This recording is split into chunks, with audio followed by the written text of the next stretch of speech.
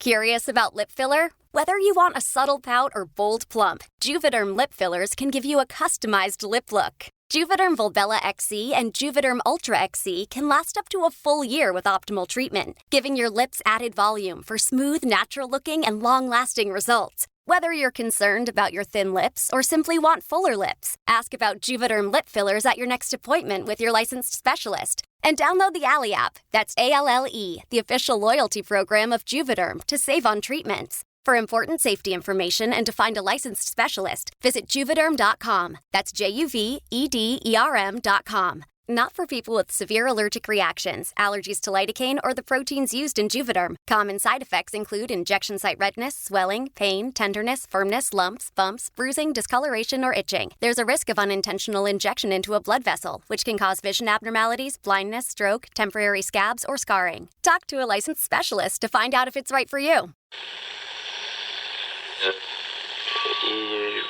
Empire.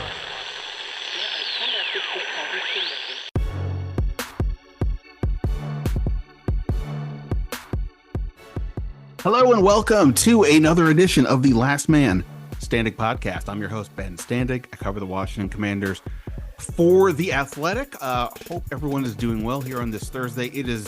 I already don't know what the day of the week is most of the time, other than maybe Sunday, of course, because they're playing Monday this week. The whole schedule's been thrown off. Thursday, today was the first practice of the week. Then they practice Friday, last one on Saturday before everybody starts getting going up to Cincinnati. So I was out there today for the first practice. Dan Quinn spoke, Jaden Daniels spoke. We got our first injury report. So we'll share some thoughts on what's going on there. In addition, they're playing the Cincinnati Bengals. So who better to talk about what Washington is going up against than our Bengals insider, Paul Dehner, who does a great job covering that team. So we talked about the matchup, and there's a couple of really interesting aspects to this where both teams, I think, can take advantage of the other side. The question will be ultimately, does Washington have enough to keep up with a team who's going to be desperate coming in at 0-2 in the Bengals? So we'll get to that in a moment here on the Last Man Standing podcast. You know the drill. Hit that subscribe button wherever you do your podcasting. If you got a second to drop a rating and review, I swear it all does help the cause for real. And I just want to make sure everybody's aware that we still have a new feed. So just making sure people are aware of that. In addition, of course, you can check me out on The Athletic. I have a story up Friday about Noah Brown and his journey to this point, how he may impact this team. So let's get to a couple of things today. First off, like I said, it feels like it's a little bit of a weird week. Because of the days and we're a little bit off. So the injury report came out today, and in my head I was like, wait, is this the second one or the first one? It was very confusing for me. I'm easily confused, apparently. Anyway, it's hard to know exactly on a Wednesday what are we looking at here, especially since there's no obvious injuries to watch. We already discussed. We know about Emmanuel Forbes. He didn't practice. He's out. We don't know when he'll be back, but they didn't put him on IR. So presumably, if it's not going to be this week, then the week after would be a guess there, because that would be 3 weeks as opposed to, the IR, you'd be out for 4 at least. Cleveland Farrell also didn't participate. He didn't participate on Friday, but still ended up playing in the game against the Giants, and he had a sack for the second straight game. Johnny Newton, also a DNP. However, Dan Quinn told us today that Johnny Newton, they're going to ramp up his snap count. Shout out Dan Steinberg for having me say snap count. He's not wrong. I was using pitch count, which is, I don't know.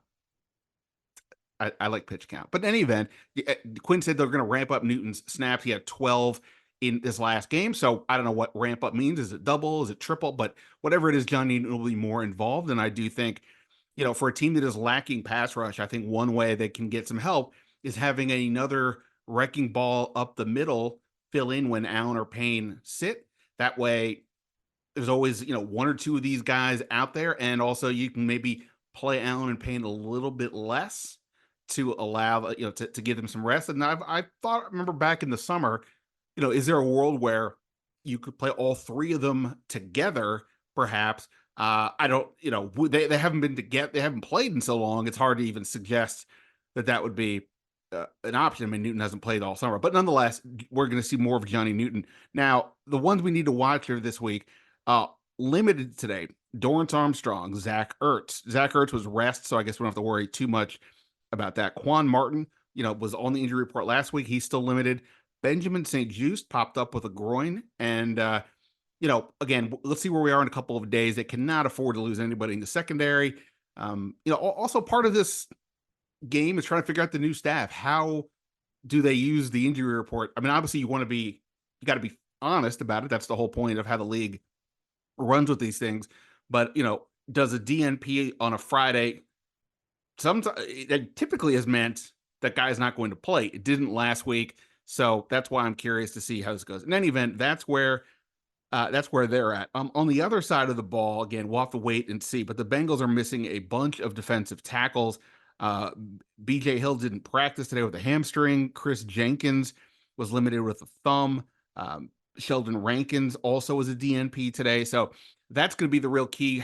Who's available for them on the defensive line? We'll talk more about Paul about that. As for Dan Quinn today, I don't know if there was anything particularly newsy, unless I'm forgetting something. He was asked about Jonathan Allen, Daron Payne, what's he thought about them through 2 weeks.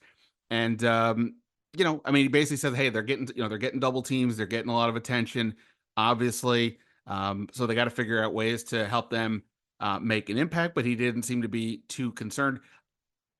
I don't disagree, but, I think, again, these guys are getting paid the money, and I don't always like playing that game, but in this case where they're, clearly didn't spend a ton of money this offseason, the guys who are getting it have got to make plays. And, Allen Payne, Terry McLaurin on the other side, that was also part of the conversation. These are the three guys that we would all probably say go on the poster along with Jaden Daniels. And, it hasn't quite, none of them have made a huge impact yet. As far as Terry McLaurin, Quinn was like, look, obviously we want to get him the ball, but we're going to throw, if it makes sense, to the open guy. At least that's the way they're going to have Jaden do this. I've been fascinated by the idea of why is it that some teams can get the ball to their star receivers and others struggle with this. I do think there are some teams who say, hey, we are just going to do the take what's open, but other teams are going to just force feed, like we saw last week with the Giants and Malik Neighbor. So let's see what they do. I mean, look, Terry McLaurin, whenever there's been games where like, hey, why isn't he getting the ball? He still ends up with 1,000-yard season, et cetera. So definitely not too concerned, but at the same point, it is, some version of 7 years of this with different quarterbacks, different coaches, different coordinators. And at least through 2 weeks this year, it's been the same. He only has 6 catches for 39 yards. That's obviously not going to cut it even. That's not even great for one game, let alone for two. I'm looking through my notes here. I don't think there was a ton else to really get into with regards to what Quinn had to say. As for Jaden Daniels, obviously this is his first primetime matchup. This is his first game against another LSU Heisman Trophy winner in Joe Burrow. One I wrote right as the season was starting about Jaden Daniels and, expectations and getting ready. He talked about how at LSU, even though he was a couple years after Burrow, that, the bar was set so high that initially it was a tough challenge for him. But I should say maybe not so much a tough challenge for him, but the expectations were so bonkers that, he basically said it was hard. It would be harder. It was harder for him to adjust going to LSU than he thinks the adjustment is to the NFL in terms of pressure. That's how nuts it was with that, with them. So I think that is, that was the primary stuff. Jaden continues to be an upbeat guy. A story I had up yesterday about Jaden Daniels. It had to do with how Olamide Zaccheaus was saying that even in the last drive against the Giants, that Daniels was basically laughing in the huddle. Not that he wasn't taking it seriously, but that he was relaxed, that he was having fun. He wasn't getting, stressed by stressful situation. And I do think that is one of the strengths so far of his game. And we'll see at what point do they really kind of let him rip? I saw that one of the Bengals defensive backs said that from their film watch, Washington's pretty much running a very simple offense. I think he even referred to it as a college offense, not having them do much, and that's probably somewhat fair. There's been a lot of talk, even today or this week in the NFL about teams aren't getting the ball down the field as much, and Washington has certainly thrown it underneath a ton, which to an extent makes sense when you have the two running backs that they do and Zach Ertz. So they're going to be three of your better weapons until further notice, and they're going to work primarily 10 yards and in. So to that extent, it does make some sense. They do, of course, need to get the ball down the field, and that's also what made that 34-yard pass to Noah Brown so notable beyond help, move the ball down the field on the final drive to win the game. But it was a play down the field. But Jaden Daniels was asked today about Noah Brown. He said, I thought this was interesting. He said, quote, "I think just what he's proven in this league, be able to go out there and create separation, make plays." He says, he went on to say, "You can just tell about Noah, how he approaches practice. He's a pro's pro, and you see the same thing from Terry, and that trickles down to the rest of the room." A couple things there. One, he mentioned separation. I think that has been a notable question so far, right? About this team, in part because the separation issue was there previously. This is not about Kingsbury, who so far I think has done a pretty good job with what they again. We can ding the Giants all we want, but they scored on all 7 of their possessions, full possessions last week, and no turnovers for Jaden. I think they're doing fine for now, but eventually they're going to open it up some more. I don't know if eventually is this week or week 10 or whatever, but that'll be the interesting part. But yeah, for now it's a lot of underneath stuff, and until either Noah Brown or another receiver gives them more options down the field, I think it's going to probably continue to be that way. And I don't have an issue giving it to Robinson and Eckler and Ertz at this stage until further notice. Also, when he talks about how Brown's a pro's pro, and you see the same thing from Terry, and it trickles down to the rest of the room. For me, I know this is not the sexy part of building a team, but this is, to me, I think what it is they are trying to do, and what I think teams should do. I've used this example many times before. You guys have heard me, and if you haven't, here we go. I think one of the big mistakes of the Snyder era, and yes, there were numerous, but was when early on when he brought in a guy like a Deion Sanders, right? Deion Sanders, forget that he left after it was done after a year.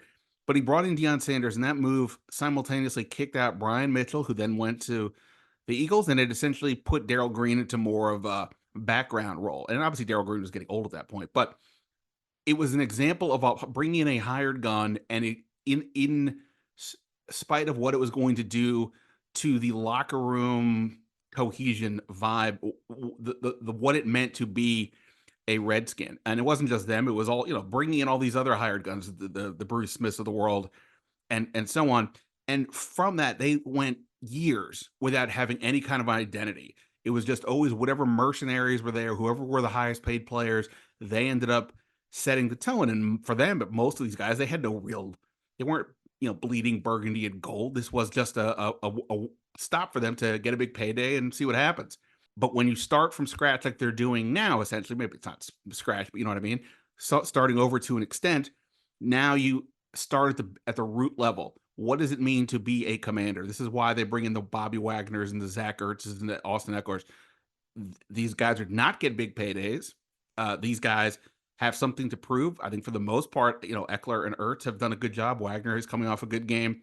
And that is key. So when Daniel says that, McLaurin and Noah Brown, how they go trickles down, I do think this is what is supposed to happen. You need your leaders to set the tone, to set the example, the work, how to practice, how to prepare, all that stuff. And then the younger guys who are coming in emulate that. And if you do that enough times, and obviously you got to win, that's when you start becoming a situation like the Ravens or the Steelers or the 49ers or the Eagles, where year over year you have something that's sustainable, not just in terms of talent, but in terms of mindset and approach. So I think that was a notable comment from Jaden Daniels. And I've been impressed whenever he speaks with us. He doesn't talk in a lot of cliches. I mean, there's some, of course, but he's thoughtful. He gives interesting answers. He clearly knows the history of the game. And, that's why I kind of take what he's saying there as more than just, hey, he's a good leader. But I think there's something to that. Noah Brown, I spoke to him today for a bit for the story I have up tomorrow. And, he's had quite the journey to get here. A lot of injuries over time.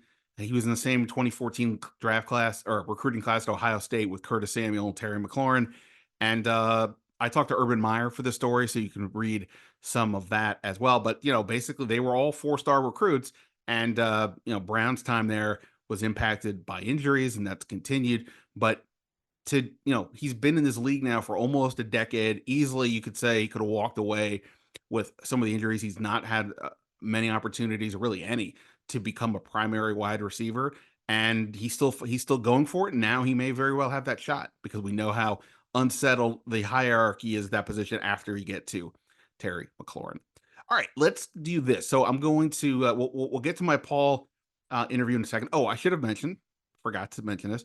I had a live room on The Athletic the other day where basically, it's just what it is.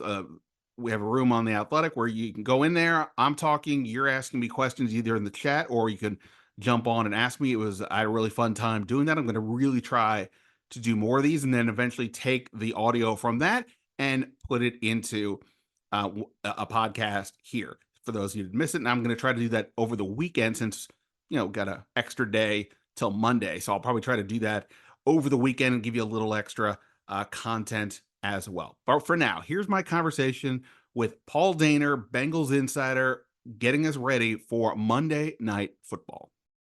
Curious about lip filler? Whether you want a subtle pout or bold plump, Juvederm lip fillers can give you a customized lip look. Juvederm Volbella XC and Juvederm Ultra XC can last up to a full year with optimal treatment, giving your lips added volume for smooth, natural-looking and long-lasting results. Whether you're concerned about your thin lips or simply want fuller lips, ask about Juvederm lip fillers at your next appointment with your licensed specialist. And download the Alley app, that's ALLE, the official loyalty program of Juvederm, to save on treatments. For important safety information and to find a licensed specialist, visit Juvederm.com. That's JUVEDERM.com. Not for people with severe allergic reactions, allergies to lidocaine, or the proteins used in Juvederm. Common side effects include injection site redness, swelling, pain, tenderness, firmness, lumps, bumps, bruising, discoloration, or itching. There's a risk of unintentional injection into a blood vessel, which can cause vision abnormalities, blindness, stroke, temporary scabs, or scarring. Talk to a licensed specialist to find out if it's right for you. My dad works in B2B marketing.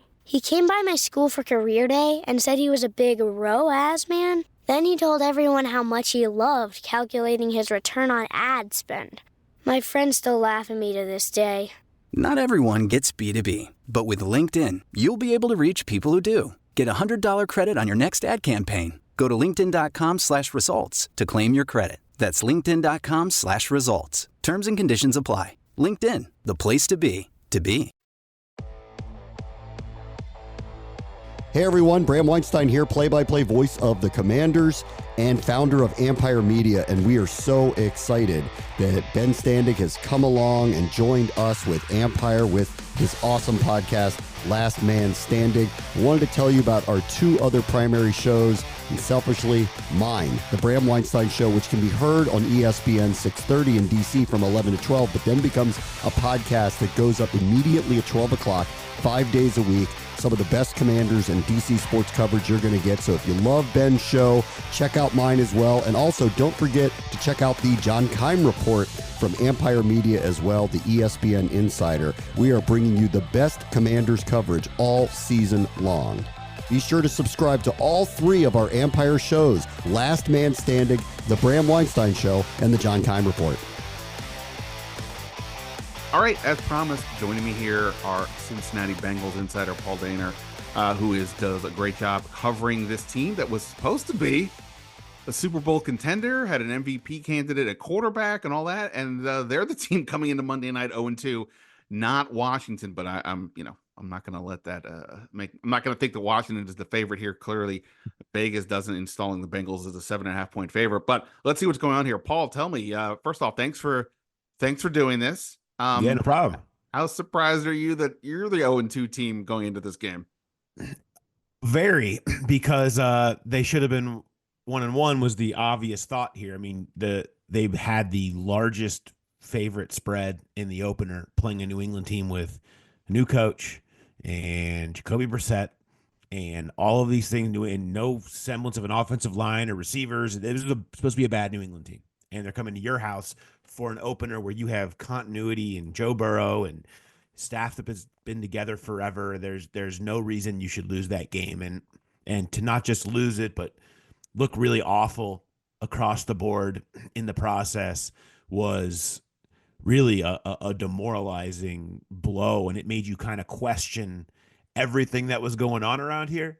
And then fast forward 1 week, they go to Kansas City and they look exactly like the team that has been the one team always able to fight Kansas City and find a way to beat them, and ends up being a 4th and 16 Hail Mary bailout that ends up setting Kansas City up, just like all of those games have been. But then you feel like, okay, that's the team you thought you were getting week 1. It just apparently took them a week to like spray some WD-40 on the wheels and figure out how everything works again, apparently, and not able to win. And so yes, surprising that they're 0-2, but I think they've reached now the place that everybody assumed that the level that they were going to be playing at, and they're able to leave that week 1 clunker behind them, one that they just seem to every single year the first 2 weeks of the season. They're 1-11 under Zach Taylor the first 2 weeks of the season. So it's just it's the way they operate. That's bizarre. Bizarre. What if I'm going to play pop psychologist from the outside, I've been thinking like, boy, obviously Jamar Chase was aiming for a new contract extension. That didn't happen. T. Higgins wants one. He's playing on the tag. There's other guys on the team, but like they're obviously huge figures, and we know that wide receivers can get in their feelings and all that. And I was kind of thinking from the outside, is it possible that whatever's going on is part of just like, I don't know, bad vibes right now, poor chemistry? Is that any kind of a thing? Or is it like you just said, hey, they get off the slow starts and they're fine otherwise? I think there was a fair amount of distractions with Jamar's deal. There was a lot of like, is he going to play? Is he not going to play? I mean, it ended up being self-proclaimed by him game time decision whether he was going to participate in that game, and he had food poisoning, was what we were told on Saturday, and so he was playing sick allegedly, and all of that stuff. And the whole week, I think that there were distractions in that. The T thing was not a distraction until he tweaked his hamstring a couple days before the game. And so you were going to have this game where you were going to ease Jamar Chase in, and you haven't had any offseason or practices with him. And now the guy you were going to lean into, boom, your game plan is blown up on a Thursday practice. It was the last thing they needed, and they looked lost partially. They needed a dude, right? Like when nothing was working in that game, they needed a dude to just go throw it to T, right? And get whatever's been working all camp working, because he had looked great. And they didn't have that. And it made them even clunkier. And so they end up losing that game. I don't know that it's vibes or that's, I mean, I think they're in a good enough place once the games get going. That stuff is, there's a little bit more distraction in the background, but I think they're in a good enough place for as far as that goes. Everybody else seems to be pretty focused and on board, and they played at a level of a team that was focused and on board in Kansas City for sure. Gotcha. Yeah. In terms of the headlines for this game, certainly the Monday Night Football crew will be focused on the two Heisman winning quarterbacks who played for LSU, Burrow, and obviously Jaden Daniels. I think what makes me most nervous for Washington in this game is that the Bengals are 0-2, that Joe Burrow is going to, I don't know if he cares about he even views Jaden Daniels as a rivalry, because I know they're friends and all that, but like, hey, you don't want the new LSU Heisman guy to one up you. And Washington secondary in the corners, pretty bleak. So it feels like to me this is a potential get right game for Burrow and the receivers. Are you feeling that? I know it's early in the week, and we won't, both of us won't see the players for a little bit, for another day or two, but like any feel that like, hey, this is maybe the time for this offense to really kind of take it up a notch? Yeah, they really were doing everything they wanted to do in a really new, unique way against Kansas City. They moved. They've been leading the league. They've been like them and the Rams in 11 personnel for years, have been at the top percentage usage, and now it made sense, right? You had T. Higgins and Jamar Chase and Tyler Boyd. Well, without Boyd, and they've added a versatile crew of supporting weapons around Jamar and didn't have Higgins. They've really leaned into specifically a tight end group that has proven pretty dynamic. Rookie Eric All has really come on the scene and become a game changer for them. They've really liked what they've gotten from him. Mike Gesicki, they brought in. Burrow's never had a tight end who's a really elite receiving tight end like this. I mean, they've almost never thrown the ball down that deep middle seam to tight ends in his entire career because he hasn't had anybody he could really utilize that way. And what did they do on a critical 4th and 4 on the first drive against Kansas City? But they looked for Gesicki in the intermediate middle, and he takes one catch and run for 37 yards down into the goal line. And so, they're really excited. They had more yards in the first half to tight ends in the Kansas City game than Burrow has ever had in any game in his NFL career. And so they're loving 12 personnel. They can run out of it. They're throwing more out of it than they ever have. And so I'm curious to see what happens when T comes back. But their passing game is really, you can really see the next level and how they're starting to feel it because they scored on 6 of 9 possessions. And we're moving the ball pretty consistently. They need to get better in the red zone. But yeah, with a matchup like this and T. Higgins and Jamar Chase, and then what they've been able to see out of the tight ends, it feels like certainly one where they could put up some pretty big numbers. The only way I can see Washington, I mean, look, it's football, the ball bounces, weird things happen, but the only way logically I can see Washington competing here is if their pass rush shows up. They've got 2 sacks in 2 games. They really haven't gotten a ton, statistically at least, out of their 2 defensive tackles, John Allen and Daron Payne. And they haven't stopped the run much either. Devin Singletary had 95 yards this last week. What's the state of the Bengals offensive line? Is this a chance for Washington's pass rush to get right, or how have they been looking so far? Typically it would be. And over recent years, it's been like that's the way you get to the Bengals and Burrow is blow up the line. The line has been pretty solid. No one's going to call them, the greatest in the league or anything like that. But they've really built some serviceability there of guys that are veterans that what you're getting. They're stable. They're big, giant pass protectors. They've really leaned into that. I mean, I know you guys have some guys like that over there too, but I thought the Bengals had that market cornered on 6'8", 350 tackles. They have 3 of them and drafted Amarius Mims in the first round, who potentially could make his debut. He has strained his pec in the preseason. They've had Trent Brown, another monster over there on the right side, with Orlando Brown on the left side. And so they've really been solid. Like they haven't been a liability. They're not going to be, giving you 5 seconds every drop back type deal, but they've been more than enough for Burrow to sit back there and you don't feel like that's blowing up the game plan. And that's really where they needed to be and needed to make sure they were living. So Alex Kappa's had his struggles at right guard, so that'll be a spot that I would specifically be interested in watching as Washington should be able to exploit that a little bit. Chris Jones did what Chris Jones did and kind of blew up Cordell Volson at the other guard, but Cordell's been fairly solid. But so I feel like they're okay. It's not a big liability, but yeah, a couple of those inside matchups certainly should be something that Washington should be looking for.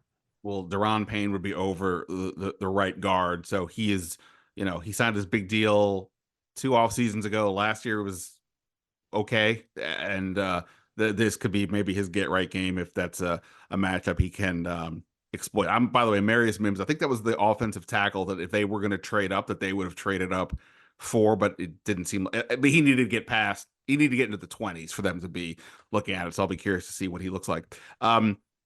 All right, so you and I just talked a few minutes ago on your podcast, and you threw out a couple of things that scared me, and I think would scare the bejesus out of Commanders fans regarding Trey Hendrickson.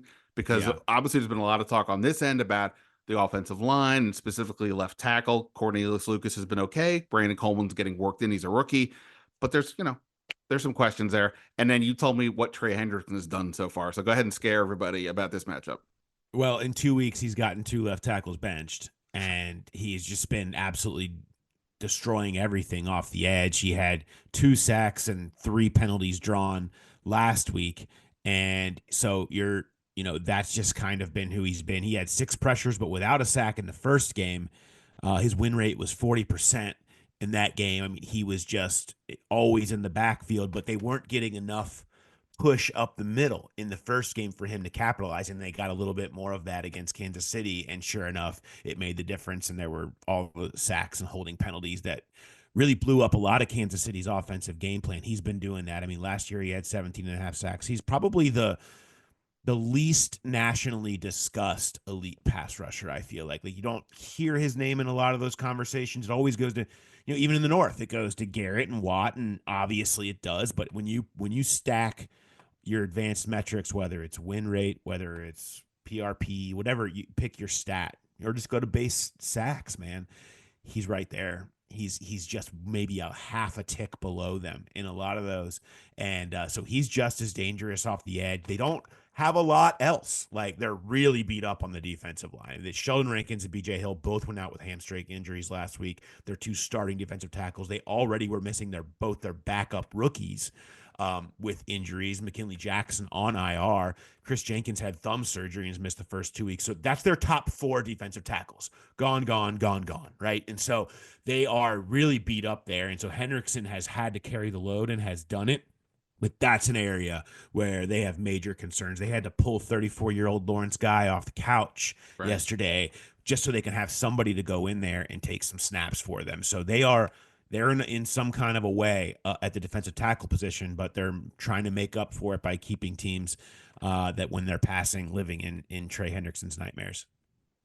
Well, the defensive tackle thing may very well work out for Washington, since Brian Robinson and Austin Eckler have been the strength of this team. And I'm curious, in terms of the passing defense, you think typically receivers, and obviously Washington has Terry McLaurin, though he's off to a quiet start, but the two running backs are getting a lot of passes out of the backfield, and Zach Ertz at tight end has shown to be a pretty good weapon so far for Daniels. So that's, I guess, more of like a linebacker safety kind of situation. How has Cincinnati been looking so far covering those positions? Because I think for Washington, realistically, that's where they're going to lean into more than focusing too much on the receivers on the outside.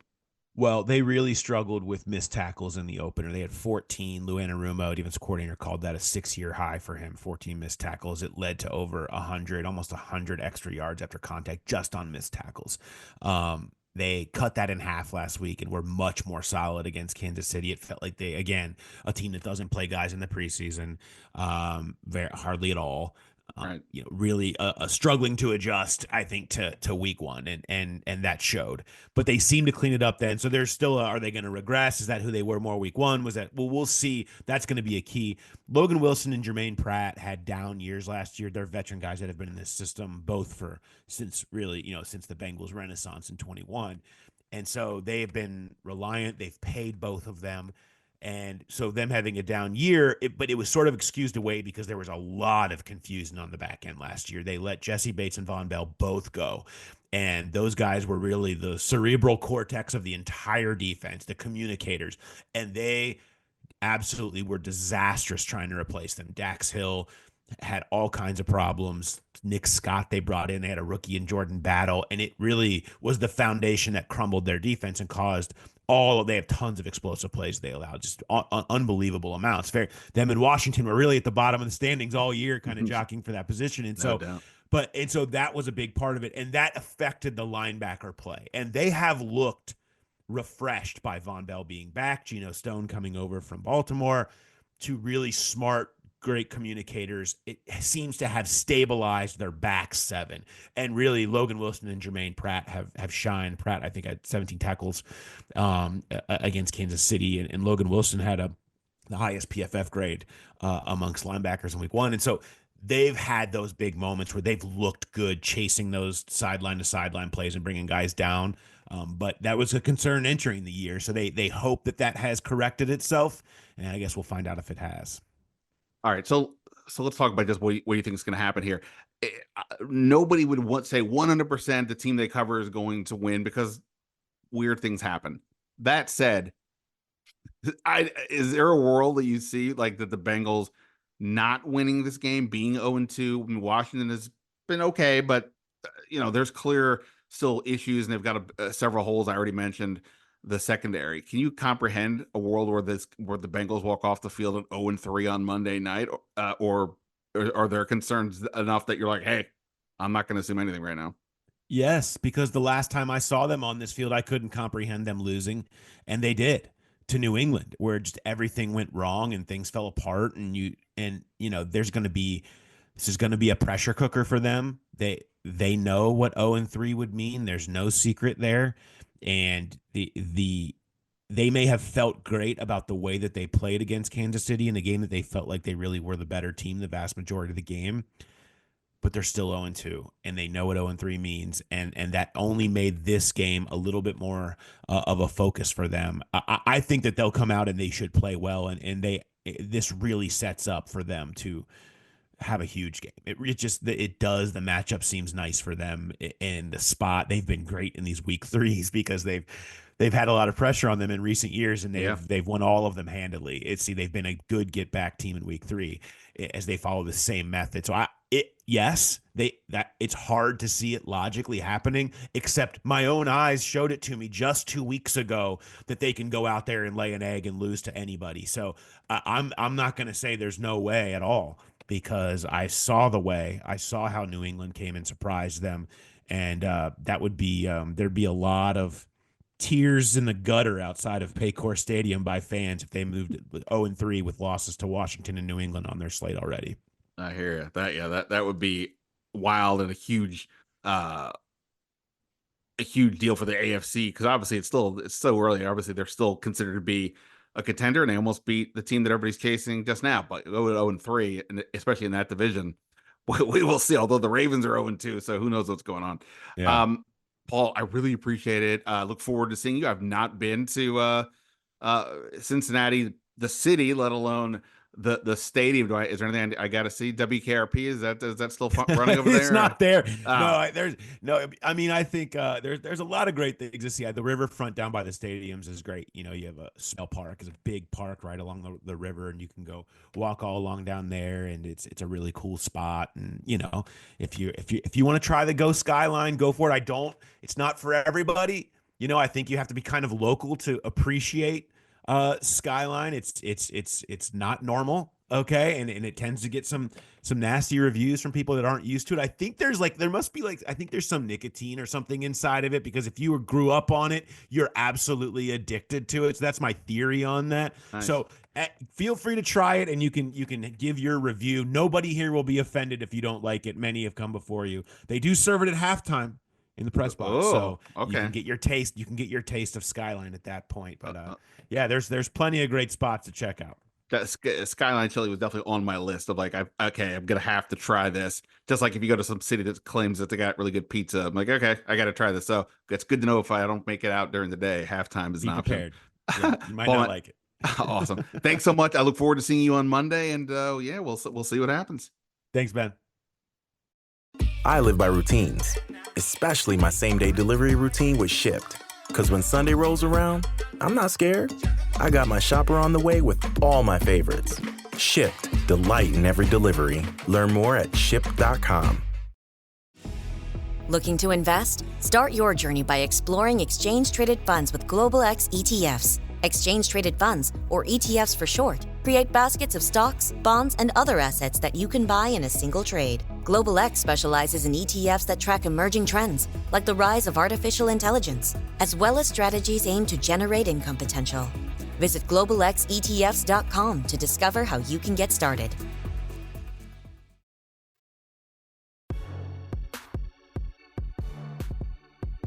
All right. Big thanks to Paul Dehner. For what it's worth, he and I did the same thing on his podcast. So he was asking me questions about the Commanders. I went this way. So if you want to hear both sides of that, you can check out Paul's podcast.